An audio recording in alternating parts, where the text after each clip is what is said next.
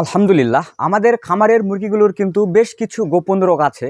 এই রোগগুলো সহজে প্রকাশ পায় না, অথবা প্রকাশ পেলেও আপনারা বুঝতে পারেন না, যার ফলে আপনারা মুরগিগুলোর রোগে আক্রান্ত হলে সঠিক ঔষধ ব্যবহার করতে পারেন না। তো এক্ষেত্রে আমি আপনাদের বলতে চাই, আমাদের খামারের মুরগিগুলোর কি কি গোপন রোগ আছে, অথবা কি কি রোগের লক্ষণ সহজে প্রকাশ পায় না। তো এক্ষেত্রে আমি একটি একটি করে রোগের কথা বলবো, এবং সেই রোগগুলোর সমাধান হিসেবে আপনারা কি কি ওষুধ ব্যবহার করবেন সেই বিষয়ে আজকে আমি বিস্তারিত আলোচনা করব। তো এক্ষেত্রে আমি আপনাদের বলতে চাই, আপনারা দয়া করে আজকে আমার সম্পূর্ণ ভিডিও দেখবেন। আর আপনারা যদি আজকের ভিডিওটি সম্পূর্ণ মনোযোগ সহকারে দেখেন, তাহলে ইনশাআল্লাহ আপনারাও সহজভাবে মুরগির গোপন রোগগুলো চিহ্নিত করতে পারবেন, এবং আপনারা রোগগুলো চিহ্নিত করার মাধ্যমে সঠিক ঔষধ ব্যবহার করতে পারবেন। সাধারণত আমাদের খামারের মুরগিগুলোর যখন রক্ত আমাশয় হয়, তখন কিন্তু মুরগিগুলো রক্ত পায়খানা করে।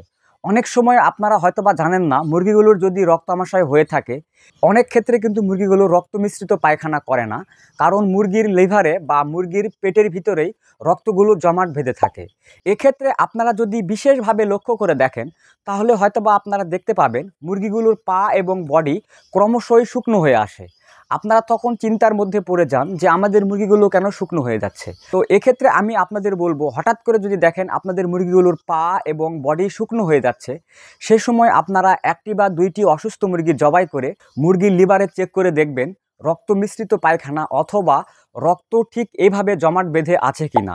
যদি দেখেন মুরগির লিভারে এরকমভাবে রক্ত জমাট বেঁধে আছে, তাহলে আপনারা বুঝে নেবেন মুরগিগুলোর রক্ত আমাশয় হয়েছে। এক্ষেত্রে আপনারা মুরগিগুলোকে রক্ত আমাশয়ের ঔষধ হিসাবে এনিকক্স, নাভাকক্স অথবা কক্সিকে ঔষধ খাওয়াতে পারেন। সাধারণত কক্সিকে ওষুধ খাওয়ানোর বেশ কিছু নিয়ম এবং সতর্কতা আছে। তো এক্ষেত্রে আমি আমার খামারে যেভাবে রক্ত আমাশয়ের ঔষধ ব্যবহার করি, সাধারণত আমি আমার খামারের মুরগিগুলোকে রক্ত আমাশয়ের ঔষধ প্রথম ধাপে 2 দিন খাওয়াই, এবং তৃতীয়তম দিনে মুরগিগুলোকে ঔষধ ছাড়াই বিশুদ্ধ এবং ফ্রেশ পানি খাওয়াই, এবং চতুর্থতম দিনে আবারও মুরগিগুলোকে রক্ত আমাশয়ের ঔষধ খাওয়াই। এক্ষেত্রে আপনাদের মাথায় প্রশ্ন আসতে পারে, আমি তৃতীয়তম দিনে মুরগিগুলোকে কেন রক্ত আমাশয়ের ঔষধ খাওয়াই না? এক্ষেত্রে আমি আপনাদের বলতে চাই, আমরা যদি একটানা 3 দিন মুরগিগুলোকে রক্ত আমাশয়ের ঔষধ খাওয়াই, তাহলে কিন্তু মুরগিগুলোর রক্তগুলো জমাট বেঁধে মুরগিগুলোর নাড়িতে কিন্তু আবারও জাম লেগে যেতে পারে। এক্ষেত্রে আমি একটা কার্যকরী পদ্ধতি ফলো করি, সেটা হচ্ছে আমি আমার খামারের মুরগিগুলোর রক্ত আমাশয় ভালো করার জন্য প্রথম 2 দিন রক্ত আমাশয় রোগের ঔষধ খাওয়াই, এবং তৃতীয় দিনে মুরগিগুলোকে বিশুদ্ধ পানি খাওয়াই। এতে করে মুরগিগুলোর রক্ত মিশ্রিত পায়খানা যেগুলো পেটের মধ্যে থাকে, এগুলো যেন বের হয়ে যায়। পাশাপাশি আমি চতুর্থ দিনে আবারও মুরগিগুলোকে রক্ত আমাশয়ের ঔষধ খাওয়াই, কারণ মুরগির শরীরে যদি রক্ত আমাশয়ের কোনো জীবাণু থাকে, এই জীবাণুগুলো যেন ধ্বংস হয়ে যায়। সেজন্য আমি চতুর্থতম দিনে আবারও মুরগিগুলোর রক্ত আমাশয়ের ওষুধ খাওয়াই থাকি। তো এই নিয়মটা আপনারাও আপনাদের খামারে ফলো করতে পারেন। এটা আমার ব্যক্তিগত মতামত, বা আমি আমার খামারে এই নিয়মটা ফলো করে দেখছি, আমি অনেক সুন্দর রেজাল্ট পাই। এক্ষেত্রে আমি আপনাদের বলতে চাই, আপনাদের খামারের মুরগিগুলোর যদি টাটকা বা একেবারে পাতলা রক্ত পায়খানা হয়, সেক্ষেত্রে আপনারা কিন্তু একটানা 3 দিন রক্ত আমাশয়ের ওষুধ ব্যবহার করবেন।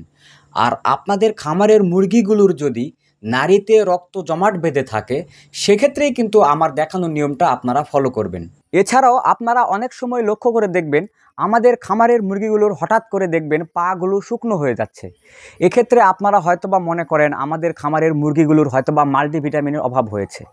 এক্ষেত্রে আমি আপনাদের বলতে চাই, সাধারণত মুরগিগুলোর যখন ইকোলাই রোগ হয়, তখন কিন্তু বিশেষ করে মুরগিগুলোর পা অনেক শুকনো হয়ে আসে।